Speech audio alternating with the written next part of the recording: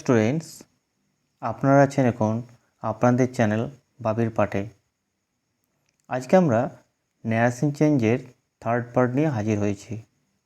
এখানে ইম্পারেটিভ সেন্টেন্সের কী করে ন্যারেশন চেঞ্জ করতে হয় সেটা নিয়ে আজকে আমরা আলোচনা করব। তার আগে জানবো ইম্পারেটিভ সেন্টেন্স কী এবং এই ইম্পারেটিভ সেন্টেন্সের ন্যারেশন চেঞ্জ করার যে নিয়ম সেগুলো আগে আপনাদেরকে জানাবো। তারপর এক্সাম্পলের মাধ্যমে সেই নিয়মগুলিকে আলোচনা করব। এতে আপনারা দেখবেন খুব সহজেই ইম্পারেটিভ সেন্টেন্স যে ন্যারেশন চেঞ্জ সেটা শিখে যাবেন। ইম্পারেটিভ সেন্টেন্সের ন্যারেশন চেঞ্জ করতে গেলে প্রথমেই আমাদেরকে জানতে হবে যে ইম্পারেটিভ সেন্টেন্স কী। ইম্পারেটিভ সেন্টেন্স অর্থাৎ আদেশসূচক বাক্য। এই বাক্যে কী হয়? আদেশ, অনুরোধ, উপদেশ ইত্যাদি প্রকাশিত হয়। অর্থাৎ তার মানে কি বুঝলাম? যে বাক্যে আদেশ, উপদেশ, অনুরোধ ইত্যাদি প্রকাশিত হয় সেটাই হচ্ছে ইম্পারেটিভ সেন্টেন্স। এই সেন্টেন্স কীভাবে চিনবেন? এই সেন্টেন্সের শুরুতে কী হবে? কোনো ভার্ব দিয়ে শুরু হবে, বা ডু থাকতে পারে, লেট থাকতে পারে, বা প্লিজ থাকতে পারে। এইগুলো থাকলে আপনারা বুঝতে পারবেন যে এগুলো হচ্ছে ইম্পারেটিভ সেন্টেন্স। কিন্তু এই সেন্টেন্সের শেষে ফুল স্টপ অবশ্যই থাকবে। তাহলে আমরা জানলাম যে ইম্পারেটিভ সেন্টেন্স কী। এবার এক্সাম্পল দেখুন। যেমন দেখুন, গিভ মি এ পেন, আমাকে একটা পেন দাও। এটা সিম্পল বলা হতে পারে বা রিকোয়েস্ট হতে পারে। এখানে দেখুন গিভ ভার্ব দিয়ে সেন্টেন্সটা শুরু হয়েছে। আর একটা জিনিস বলি, এই ইম্পারেটিভ সেন্টেন্সের সাবজেক্ট হচ্ছে ইউ, যেটা উজ্জ্ব থাকে। Don't run in the sun, রৌদ্রে দৌড়াবে না। এটা কি একটা আপনাকে অ্যাডভাইস হতে পারে বা অর্ডারও হতে পারে। লেট আস গো হোম, দেখুন লেট দিয়ে স্টার্ট হয়েছে এবং একটা প্রপোজাল বোঝাচ্ছে এখানে। Please help the old man, দয়া করে বয়স্ক মানুষটাকে সাহায্য করো। এখানে একটা রিকোয়েস্ট বোঝাচ্ছে। তাহলে আপনারা প্রথমেই বুঝতে পারলেন যে ইম্পারেটিভ সেন্টেন্স আসলে কী। আমাদের আরও একটা বিষয় ভালো করে জেনে নিতে হবে। সেটা কি? রিপোর্টিং ভার্ব ও রিপোর্টেড স্পিচ জিনিসটা কি। যদিও এটা নিয়ে আমার ফার্স্ট পার্টের ডিটেলসে আমরা আলোচনা করেছি, আপনারা ডেসক্রিপশনে লিঙ্ক পেয়ে যাবেন, সেখান থেকে আরও ডিটেলসে এটা জেনে নিতে পারবেন। রিপোর্টিং ভার্ব ও রিপোর্টেড স্পিচ। এখানে দেখুন the teacher said stand up, দুটো পার্ট আছে। এই যে পার্টটা কোটেশনে আছে এটা হচ্ছে একটা স্পিচ, এটাই হচ্ছে রিপোর্টেড স্পিচ। রিপোর্টিং ভার্ব কি? এখানে দেখুন সাবজেক্ট যে ভার্বটা ইউজ করছে সেড এখানে, অর্থাৎ রিপোর্টিং ভার্ব হচ্ছে এখানে সেড। এটা মনে রাখতে হবে। ইম্পারেটিভ সেন্টেন্সের ন্যারেশন চেঞ্জ করতে গেলে প্রথমে আমাদেরকে রিপোর্টিং ভার্বটাকে দেখতে হবে এবং এই রিপোর্টিং ভার্বটাকে কী করতে হবে? আরএসের অর্থ অনুযায়ী চেঞ্জ করতে হবে। যদি আরএসটা রিকোয়েস্ট বোঝায় তাহলে রিকোয়েস্টেড লাগাবো আমরা। দেখুন এখানে লিখেছি সেট বা সেট টুটা রিকোয়েস্টেড হয়ে যাবে। যদি অর্ডার বোঝায়, মানে এই পার্টটা যদি অর্ডার বোঝায় তাহলে অর্ডার লিখব, অ্যাডভাইস বোঝালে অ্যাডভাইস লিখব, বা কিছু চাওয়া বোঝালে বেগ থেকে বেগ করতে পারেন পাস্ট টেন্স, এখানে সেটাও লাগানো যেতে যাওয়াই। তাহলে প্রথম কাজ রিপোর্টিং ভার্বটাকে আমাদের চেঞ্জ করা, মানে এই সেটটাকে আমরা কি করব? সেন্টেন্স অনুসারে রিকোয়েস্টেড, অর্ডার বা অ্যাডভাইসড করব। সেকেন্ড কাজ সেটা কি? যে আর এস যেটা বললাম সেটাকে কী করতে হবে? তার যে মেন ভার্ব সেটাকে ইনফিনিটিভ ফর্ম করতে হবে। তার মানে এখানে স্ট্যান্ড যেহেতু ভার্বটা, তাহলে আমরা কি লিখব? To stand. এই কাজটা আমাদেরকে করতে হবে। এটা হলো ইনফিনিটিভ ফর্ম 2 + V1। আর যখনই আমরা ইনফিনিটিভ ফর্ম করব আর এসের আর টেন্সের কোনো পরিবর্তন হবে না। তাহলে এটা দেখলেন নিয়ম কিন্তু খুব সহজ। একটু মনে রাখলেই কিন্তু কোনো ভুল হবে না। কেবল দুটো জিনিস মনে রাখলেই হবে, যে সেটটাকে চেঞ্জ করতে হবে এবং এই পার্টটার মানে অনুসারে সেটটা চেঞ্জ হবে, রিকোয়েস্টেড, অর্ডার বা অ্যাডভাইসড, এবং ভার্বের আগে কী হবে, টু যোগ হবে, এইটুকু কাজ। 1 নম্বর এক্সাম্পলটা দেখুন, he said to me please give me a pen. Please give me a pen, তার মানে এটা অবশ্যই বুঝতে পারছেন প্লিজ আছে মানে রিকোয়েস্ট বোঝাচ্ছে এখানে। তাহলে আমরা কি করব, সেড টুটা রিকোয়েস্টেড করব। তাহলে আমরা একই রকম লিখছি, হি রিকোয়েস্টেড মি। প্লিজটা রিকোয়েস্টটা ইন্ডিকেট করছে, এটা আর লেখার দরকার নেই। আর আর এর ভার্বটা ইনফিনিটিভ ফর্ম হবে, তার জন্য আমরা গিভের আগে টু লাগিয়েছি, টু গিভ। এবার দেখুন যে মিটা আছে, মি কি ফার্স্ট পারসন, তাহলে আমরা প্রথমটা দেখব, কিন্তু সেকেন্ড পারসন হলে এখানে মিটাকে দেখতাম। যেহেতু হি আছে অবজেক্টে, হি থেকে হবে হিম, তারপরে এ পেন। তাহলে কী হলো, he requested me to give him a pen. Number 2, teacher said stand up. শিক্ষক মশাই বলছেন কি দাঁড়াও। জেনারেলি কী হয়, শিক্ষক মশাই অর্ডারই করেন। অর্ডার কে কে করতে পারেন, টিচার, অফিসার, ফাদার, মাদার। তাছাড়া যদি কেউ এল্ডার কেউ থাকে, অর্থাৎ বয়সে তার থেকে বড় হলে সে অর্ডার করতে পারবে। টিচার তার মানে অর্ডার হবে এখানে, বা টোল্ডও লেখা যেতে পারে।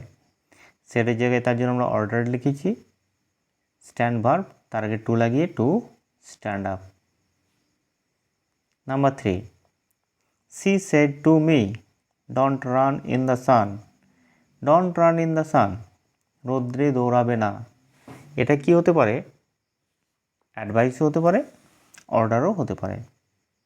তাহলে আমরা কি লিখব, সি সেড টু এর জায়গায় অ্যাডভাইস লিখতে পারি, অর্ডার লিখতে পারি, বা যদি সেন্স বুঝতে না পারেন টোল্ডও লেখা যায়। এবার দেখুন ডু নট, তারপরে রান। তো রানের আগে আমরা বলেছি টু লাগাতে, তার জন্য নটটা আগে লাগিয়ে নেব, নট তারপর to run in the San. I said to her excuse me. Excuse me অর্থাৎ এখানে ক্ষমা চাওয়া হচ্ছে, মাফ করবেন। তাহলে আই বেগ লাগালাম তার জন্য, I begged her to excuse me. Me কেন, মিটা ফার্স্ট পারসন, এখানে আই আছে, তো দুটোই যেহেতু ফার্স্ট পারসন তার জন্য মিটা মি থেকে যাচ্ছে। এখানে আর একটা জিনিস মনে রাখতে হবে, যদি দেখেন যে আর এর যে মানেটা, সেটাতে আপনার ডাউট লাগছে, যে আপনি বুঝতে পারছেন না যেটা রিকোয়েস্টেড না অ্যাডভাইস না টোল্ড, সেক্ষেত্রে আপনারা টেল অর্থাৎ যেটা পাস্ট টেন্সে টোল্ড হবে সেটা লিখতে পারবেন, এবং এটা লিখলেই হবে। যেমন হি সেইড গো দেয়ার, এখানে আপনি বুঝতে পারছেন না যে রিকোয়েস্ট করছে না অর্ডার করছে না অ্যাডভাইস করছে, তার জন্য আপনি কি, হি টোল্ড তারপর to go there. To go কেন, আগেই বললাম ইনফিনিটিভ ফর্ম হবে। I said Anu see the bird, এখানেও তাই, রিকোয়েস্ট বুঝতে পারছেন না বা অ্যাডভাইস বুঝতে পারছেন না বা অর্ডার বুঝতে পারছেন না, তাহলে কী হবে, আই টোল্ড অনু। মনে রাখবেন কোনো নাম থাকলে সেটা কিন্তু সরাসরি আর ভির পরে লাগাতে হবে, তার জন্য আমরা আই টোল্ড অনু লিখেছি। এবার সি এর আগে to, infinitive form the bird, I told Anu to see the bird. কখনো কখনো দেখবেন আর এসটা সামনে লেখা থাকে, সেক্ষেত্রে কি ঘাবড়ানোর কিছু নেই, যেমন আগের নিয়ম সেভাবেই করেছেন, আগে থাক বা পরে থাক। যেমন এখানে don't worry he said to you, তাহলে এই ডোন্ট ওয়ারি আগে থাকলেও কোনো কিছু ব্যাপার নেই, এটা শেষে লিখতে হবে। তাহলে কি হলো, হি অ্যাডভাইসড, যেহেতু ডোন্ট ওয়ারি আছে অ্যাডভাইস করছে ইউ। এবার নটটা আগে লাগাতে বলেছি, তারপরে টু ওয়ারি, তার মানে এটা আগে লেখা থাকলেও কিন্তু আমরা সেটাকে পরে লিখে নেব। আবার দেখবেন অনেক সময় আর এস যদি কখনো ইন্টারোগেটিভ সেন্টেন্স হয় এবং সেটা দেখবেন রিকোয়েস্ট বা কমান্ড বোঝায়, অর্থাৎ অনুরোধ বা আদেশ বোঝাচ্ছে, তাহলে ইনডাইরেক্ট স্পিচ করার সময় ইম্পারেটিভ সেন্টেন্সের ন্যারেশন চেঞ্জের যে নিয়ম, সেই নিয়মে করলে হবে। যেমন দেখুন, would you join me in the lunch, he said to me. আপনি কি আমার সঙ্গে লাঞ্চ করবেন? তার মানে এখানে দেখুন, যদিও এটা ইন্টারোগেটিভ সেন্টেন্স, কিন্তু এখানে একটা ইনভিটেশন দেওয়া হচ্ছে। এখানে কিন্তু কিছু জিজ্ঞাসা করা সেরকমভাবে হচ্ছে না। তাহলে কি লিখব? He invited me to join the lunch. একই রকমভাবে নেক্সটটা দেখুন, why don't you see the doctor? আপনি কেন ডাক্তার দেখাচ্ছেন না? She said to you. তার মানে এখানে একটা অ্যাডভাইস করা হচ্ছে দেখানোর জন্য। She advise you to see the doctor. তাহলে এখানে ইনডাইরেক্ট স্পিচটার ইন্টারোগেটিভ থাকছে না, এটা ইম্পারেটিভের নিয়মে হয়ে যাচ্ছে। এবার দেখবেন, যদি আরএস লেট দিয়ে শুরু হয় এবং আরএসটা যে লেট দিয়ে শুরু হচ্ছে সেটা যদি কোনো প্রপোজাল বা সাজেশন অর্থাৎ কোনো প্রস্তাব যদি বোঝায়, তাহলে আরভিটাকে প্রপোজ বা সাজেস্ট, যেহেতু সেট থাকবে তাহলে প্রপোজড সাজেস্টেড লিখতে হবে আরভিকে, এবং লেটের স্থানে একটা শুড ব্যবহার করতে হবে। এখানে দেখুন, he said to me let us play football. তাহলে এখানে একটা প্রপোজাল বোঝাচ্ছে, প্রপোজালের সেন্স আছে। সেক্ষেত্রে আমরা কী করব? সেড টুর জায়গায় প্রপোজড বা সাজেস্টেড লিখব, যে কোনো একটা লিখলেই হবে। আমি দুটো এখানে লিখেছি, হি প্রপোজড অর সাজেস্টেড, আপনারা একটাই লিখবেন। টু মি যেমন আছে লিখেছি, তারপর দ্যাট লাগাতে হবে এখানে, এবং মনে রাখবেন এই সেন্টেন্সটাই কিন্তু দ্যাট দিয়ে করতে হবে লেট থাকলে। উই শুড, আস ছিল, আসটা যখন আমরা সাবজেক্ট করব ভয়েস চেঞ্জে দেখেছি কি উই হয়ে যায়, তাই এখানে আমরা উই লিখেছি, তারপর লেট লাগিয়ে শুড করব, তার মানে লেটটা শুড হয়ে সাবজেক্টের পরে বসবে, এটা মনে রাখতে হবে। এখানে দেখুন, লেটটাকে আমরা কি করেছি, উই সাবজেক্টের পরে শুড করে লাগিয়েছি, তারপর প্লে ফুটবল যেমন ছিল সেরকমই লিখেছি। নেক্সট দেখুন, he said to me let us go home. এখানেও আর একটা প্রপোজাল বোঝাচ্ছে। সেক্ষেত্রে কী করব? He proposed or suggested to me, তারপর একই রকমভাবে দ্যাট লাগাতে হবে, এবং এখানে আস আছে, তাহলে কী করব? উই, লেটটা হবে শুড, তারপর গো হোম। আরও একবার বলি, লেট দিয়ে যদি প্রপোজাল বোঝায় তবেই প্রপোজড অথবা সাজেস্টেড লাগাতে হবে এবং লেটটাকে শুট করতে হবে। যদি প্রপোজাল না বোঝায় তাহলে কিন্তু হবে না।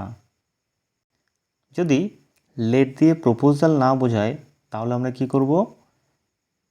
লেটটাকে মাইট কিংবা মাইট বি অ্যালাউড লিখতে হবে, এটা মনে রাখবেন। এখানে দেখুন, he shed let me have some water.